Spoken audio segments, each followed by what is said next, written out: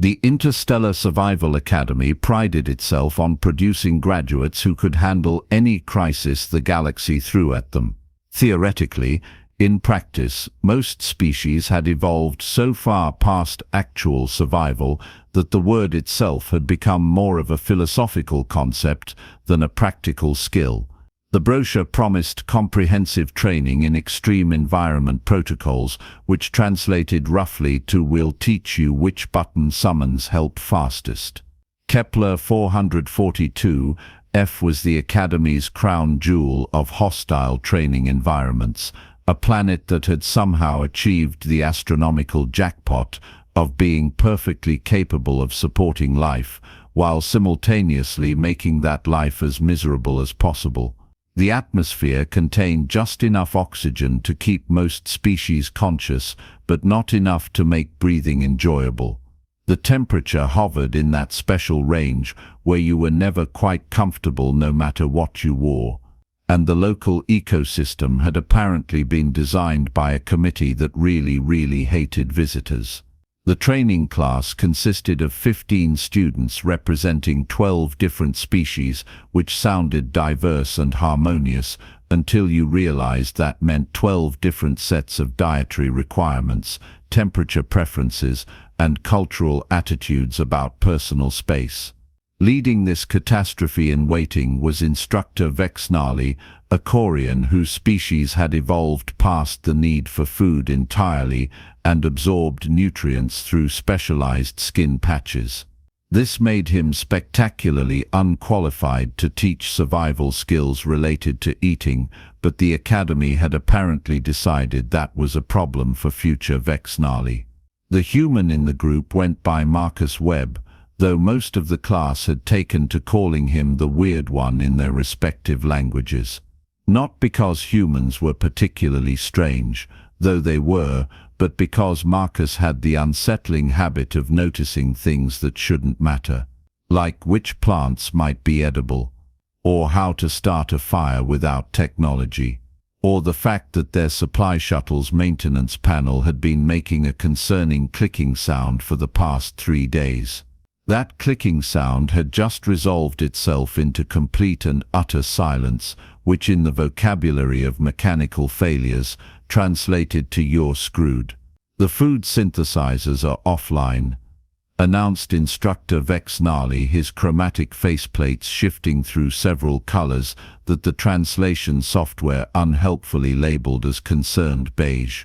"The emergency rations appear to have been contaminated during the atmospheric entry. We've sent a distress signal, but rescue won't arrive for approximately 48 hours.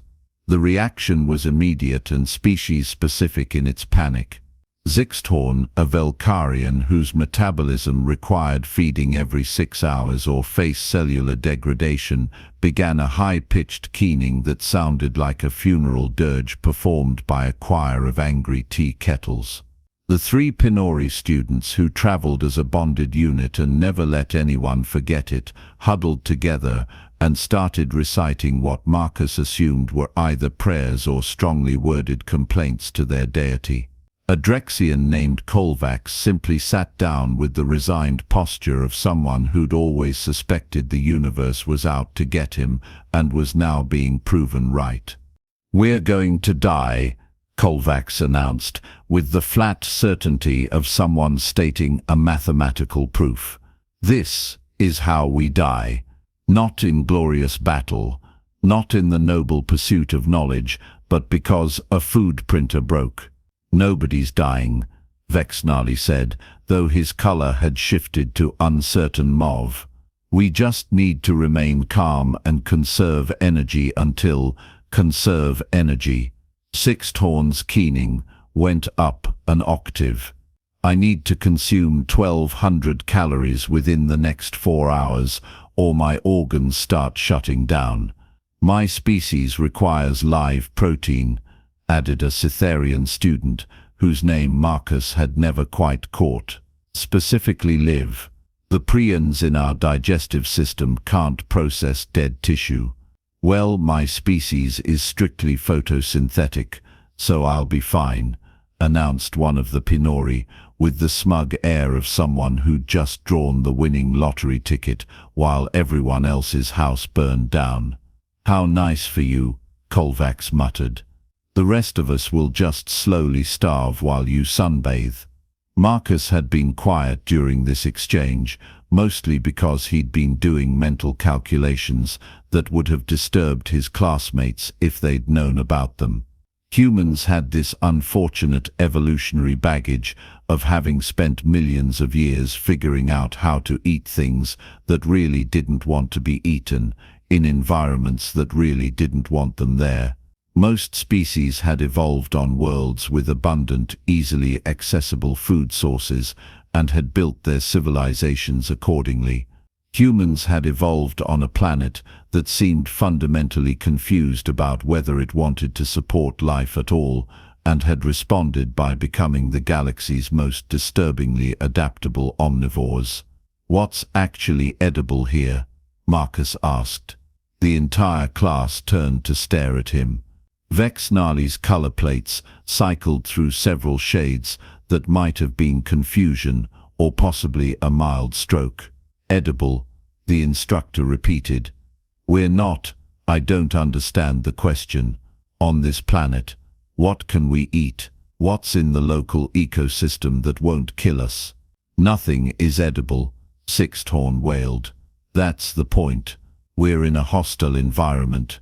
The food chain here evolved independently and is completely incompatible with civilized biology." "Right, but incompatible usually just means difficult, not impossible. Has anyone actually tested the local flora and fauna for nutritional compatibility?" The silence that followed was the kind that occurs when someone asks a question so fundamentally alien to everyone's worldview that their brains need a moment to reboot. "Why," Kovacs said slowly, "would anyone do that?" To understand why this question broke everyone's brain, you needed to understand that the Galactic Federation had spent the last 3,000 years optimizing food production to the point where cooking was considered a historical curiosity like bloodletting or believing in a flat universe. Food synthesizers could take basic molecular components and reassemble them into nutritionally complete, species-appropriate meals in seconds. The entire concept of hunting or gathering or preparing food had been relegated to the anthropology departments, filed somewhere between primitive tool use and ritual sacrifice. This had created a civilization that was impressively efficient and spectacularly fragile. Nobody knew how to identify edible plants because nobody needed to. Nobody knew how to prepare raw ingredients because raw ingredients were what you fed into the input hopper of a synthesizer. And nobody, absolutely nobody, knew how to start a fire for cooking because fire was what happened when your spaceship exploded, not when you wanted dinner. Humans, bless their adaptable little hearts, had only been part of the Federation for 2 generations. They'd brought their synthesizers with them into space. Sure, but they'd also brought their camping equipment, their recipe books, and their deeply unsettling willingness to look at random organisms and think, "I bet I could eat that." "I'm going to figure something out," Marcus announced, standing up with the kind of determination that made several students instinctively step backward. "Figure something out how?" Vexnali asked, his color now a deeply skeptical purple. "The old-fashioned way." Marcus started walking toward the tree line, or what passed for a tree line on a planet where the plants had evolved in directions that botanical classification hadn't quite caught up with yet. The local flora looked like someone had described trees to an artist who'd been hit on the head, then asked them to recreate the concept from memory while severely concussed. "He's going to get himself killed," one of the Pinori stated matter-of-factly. "Probably," Kovacs agreed. "But at least it'll be entertaining." What Marcus was actually doing, had anyone bothered to follow him, was applying about 10,000 years of accumulated human knowledge about not starving to death in random environments. He started by examining the soil composition, too alkaline for most earth plants, but within the range that suggested certain types of vegetation might be edible. He checked the local water sources. The stream running through their camp was clear and moving fast, which on most planets meant relatively safe to drink after basic purification. Then he started looking at the plants themselves. Humans had developed a reasonably good system for testing unknown vegetation. Avoid anything that smelled bitter or almond-like. Watch where the local animals fed. Test small amounts on skin first, then lips, then tongue, then slowly escalate if no reaction occurred. It wasn't foolproof, but it had kept humanity alive through ice ages, droughts, and that regrettable period where they'd thought eating exclusively potatoes was a viable national strategy. The planet's equivalent of herbivores were grazing on a purple-leafed bush that grew in thick clusters near the water. That was promising. Marcus carefully harvested a few leaves, noting their texture and the faint sweetness when he crushed them between his fingers. Not toxic on contact. That was a good start. Back at camp, the situation had deteriorated further. Zixthorn was now lying dramatically on the ground, claiming to feel their life force ebbing away, despite it having been less than an hour since their last meal. The Cytherian was eyeing the other students with a hunger that made everyone deeply uncomfortable. Even Vexnully had given up trying to maintain order and was simply sitting with his head in his hands, contemplating the career choices that had led him to this moment. "I need you all to not panic," Marcus said, dumping an armload of vegetation, several rocks, and what appeared to be a small dead animal on the ground. Everyone panicked. "What is that?" shrieked a student whose species name translated roughly to people who strongly prefer not to acknowledge mortality. "Dinner, probably. Maybe. We'll find out." "You killed something." The accusation came from multiple students simultaneously, in a harmony of horror that would have been impressive if it weren't so shrill. It was already dead. "I found it near a nest of those flying things. I think it broke its neck in a fall." Marcus examined the creature, which looked like a rabbit designed by someone who'd never seen a rabbit, but had heard they were supposed to have too many legs. The local scavengers hadn't touched it yet, which suggests it died recently and isn't diseased. "You're not actually planning to..." Kovacs trailed off, apparently unable to finish the sentence. "Eat it." "Yeah. Well, some of us. After I cook it." "Cook it how?" Vexnully asked, dreading the answer. "Fire." The word hung in the air like a bomb. Fire was dangerous. Fire was primitive. Fire was what their ancestors had used before they'd discovered plasma cutters and contained fusion. Using fire for food preparation was like suggesting they travel by dragging themselves along the ground with their manipulator appendages. But Marcus was already clearing a space, arranging the rocks in a circle, gathering dried plant material from the surrounding area. He had a ferro rod in his survival kit. Actual Federation survival kits apparently still included fire-starting equipment, even though nobody knew how to use it anymore. A few sharp strikes, some careful encouragement of the sparks, and suddenly there was flame. The class jerked backward collectively. One student made a sound like a car alarm having an anxiety attack. "It's contained," Marcus said, feeding small twigs into the growing fire. "See? Rock circle. Cleared area. No wind. This is literally what humans have been doing for 500,000 years. That doesn't make it less terrifying." Zixthorn wailed, though they'd stopped keening long enough to watch with horrified fascination. Marcus ignored them and continued working. He'd found what appeared to be tuberous roots attached to one of the bushes, starchy, probably edible, and they'd cook well in the coals. The purple leaves could be eaten raw in small amounts to test for toxicity. And the not-quite-rabbit thing, Well, that would require actual preparation. I'm going to gut this now, Marcus announced. If anyone's squeamish, look away. Nobody looked away. They were too horrified to look away, like watching a vehicle accident in slow motion. The process was efficient and practiced. Humans had been field dressing game for so long that it was basically encoded in their cultural DNA. Marcus had a multi-tool that included a sharp blade, and within minutes he'd reduced the creature to something that was recognizably meant for consumption. He set aside the organs carefully, waste not, want not, then began fashioning a makeshift spit from green wood. "This is barbaric," breathed one of the Pinori. "This is survival," Marcus corrected, positioning the meat over the fire. "Barbarism is refusing to adapt and dying instead." The smell started almost immediately. Roasting meat had a way of cutting through cultural conditioning and speaking directly to some very old, very fundamental part of most species' brains that remembered when food was something you worked for. The scent was smoky and rich, with undertones of whatever the creature had been eating that gave it an almost herbal quality.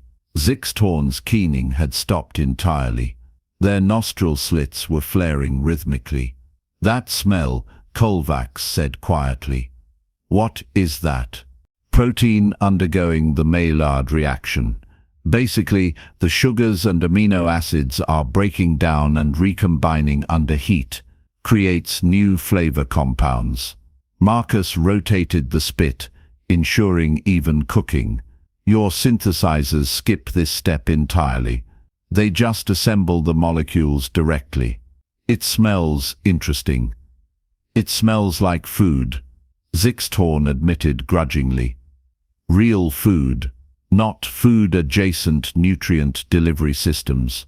Marcus had also placed the root vegetables in the coals, wrapped in large leaves to prevent burning. He was now testing the purple leaves raw, taking a small bite and waiting. After 5 minutes with no adverse effects, he took a larger bite. Slightly bitter, but not toxic. Actually kind of pleasant. High in something that tastes like iron, probably a good mineral content. He offered a leaf to Vexnali. "Want to try?" The instructor took the leaf as if it might explode.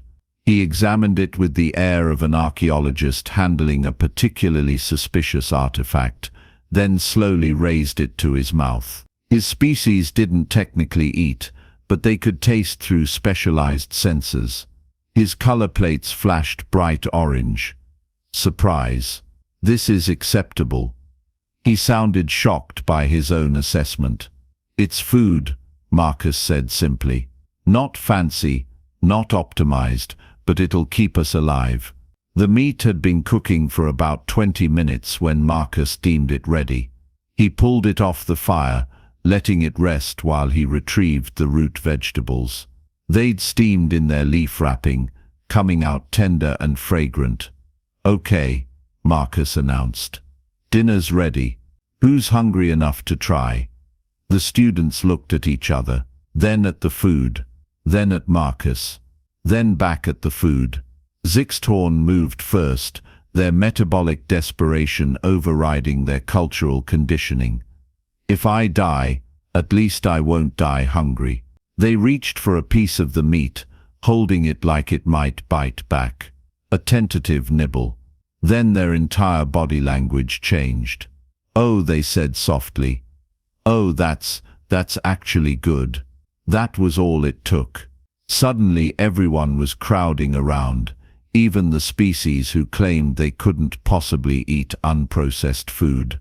The Cytherian discovered that while the meat was technically dead, it was fresh enough that their system accepted it. The Pinori, who'd claimed to be photosynthetic, quietly took some of the root vegetables when they thought nobody was watching. Even Kovacs, who'd spent the entire ordeal predicting doom, was chewing thoughtfully on a piece of meat. "The texture is wrong," one student complained around a mouthful. "It's too fibrous." That's because you're eating actual muscle tissue instead of protein paste shaped like muscle tissue, Marcus explained. Why does it taste better than synthesized food? Because cooking isn't just about making food safe or edible. It's chemistry, biology, art. The fire creates reactions that synthesizers don't replicate. The smoke adds flavor. The imperfections and variations make it interesting. Marcus took a bite of the root vegetable. Also, you're really hungry, and everything tastes better when you're really hungry. They ate in relative silence for a while, the crackling fire providing ambiance. The sky overhead was beginning its shift toward night, the planet's two moons rising in tandem. Someone had to admit, though nobody would out loud, that there was something fundamentally satisfying about eating food that had been coaxed from the environment, rather than simply materialized from a machine. "This is how your species survived before the Federation?" asked one of the students. "Just eating things you found." "Pretty much," Marcus confirmed. "We got better at it over time. Agriculture, animal husbandry, preservation techniques. But yeah, for most of human history, dinner was something you had to track down or dig up or catch." "That sounds exhausting." "It was. That's why we invented agriculture, and then refrigeration, and then synthesizers. But the knowledge doesn't disappear just because we don't use it every day." He poked the fire with a stick, sending sparks drifting upward. "My grandfather taught me how to do this. Said it was important to remember that survival isn't about having the best technology. It's about adapting to whatever situation you're in." "Your grandfather sounds paranoid," Kovacs observed. "He preferred prepared. But yeah, maybe a little paranoid." Marcus grinned. Though if he could see this, he'd probably say, "I told you so." Vexnali had been quiet during the meal, his color plates cycling through thoughtful shades of blue and green. "The academy curriculum doesn't include any of this," he said finally. "We teach students how to operate survival equipment, how to signal for rescue, how to wait efficiently. We don't teach them how to actually survive." To be fair, most species never needed to learn, Marcus pointed out. The Federation's safety nets are pretty comprehensive. It's only in weird edge cases like this that the old skills matter, but they do matter. That's the point. Vexnali gestured at the group, all of them contentedly eating food that shouldn't exist according to their civilized understanding of the universe. We've become so dependent on our technology that we've forgotten we're still biological entities with biological needs. Your species remembers. That's either very primitive or very wise. Can't it be both? The instructor actually laughed, a sound like wind chimes being strangled. "Yes, I suppose it can be both." They stayed around the fire as night fell properly because nobody wanted to admit they found it comforting. Marcus kept feeding it carefully, maintaining a steady burn. He'd wrapped the leftover meat in leaves and placed it near the coals to smoke slightly, preservation technique that would keep it edible longer. "I have a question," Zixthorn said eventually. "How did you know all this would work? These plants, that animal, they're not from Earth. They didn't evolve with humans. How did you know they'd be safe?" "I didn't," Marcus admitted. "Not for certain, but there are patterns that work across most carbon-based life. Similar environmental pressures create similar solutions. These plants have chlorophyll analogs. They're doing basically the same thing Earth plants do. That animal had a digestive system I recognized. Similar enough biology means potentially compatible nutrition. You gambled. I made educated guesses based on observable evidence and universal principles. Then I tested carefully and conservatively." He shrugged. "But yeah, I gambled, because the alternative was definitely starving, and possibly surviving seemed like better odds." Humans are insane, Kovacs declared, but there was respect in his voice. We prefer adaptable, Marcus countered. Insanity is doing the same thing and expecting different results. We're just really good at doing different things and hoping for better results. The rescue shuttle arrived precisely on schedule 48 hours later, dropping through the atmosphere with the kind of precision that suggested someone had filled out forms in triplicate. The pilot, a Aurelian who'd been doing Academy extractions for 6 years, expected to find a desperate group of students, probably suffering from mild malnutrition and moderate psychological trauma. Instead, he found them sitting around a campfire, roasting what appeared to be mushroom analogues on sticks and arguing about whether the local fish equivalents were technically edible or just theoretically edible. "What the hell happened here?"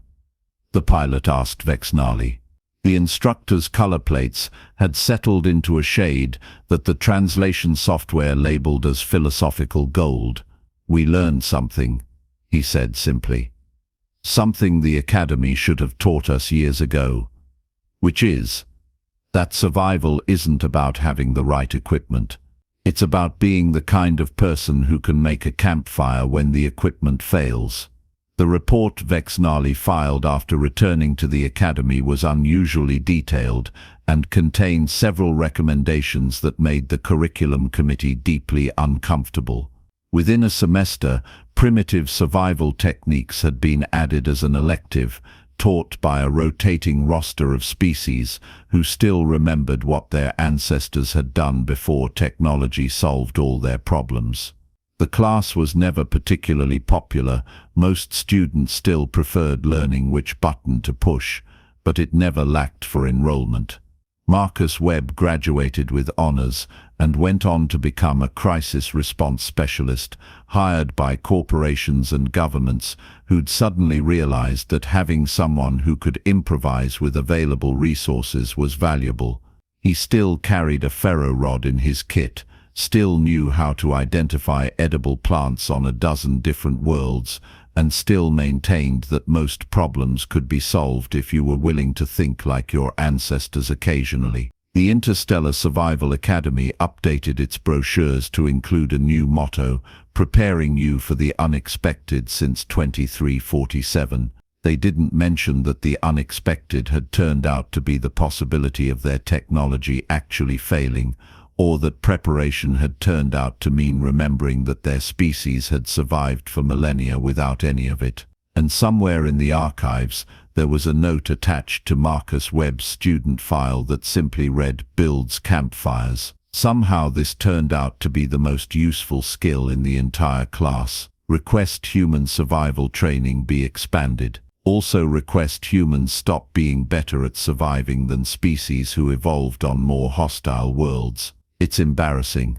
The universe, as it turned out, had a sense of humor about these things. It had spent billions of years perfecting evolution, watching species develop increasingly sophisticated methods of not dying, only to discover that sometimes the most sophisticated method was remembering how your unsophisticated ancestors had done it. Fire, food, and the fundamental stubbornness to refuse extinction, humanity had brought all three into the stars. The galaxy was still deciding whether to be grateful or disturbed by this. Probably both. It was usually both with humans.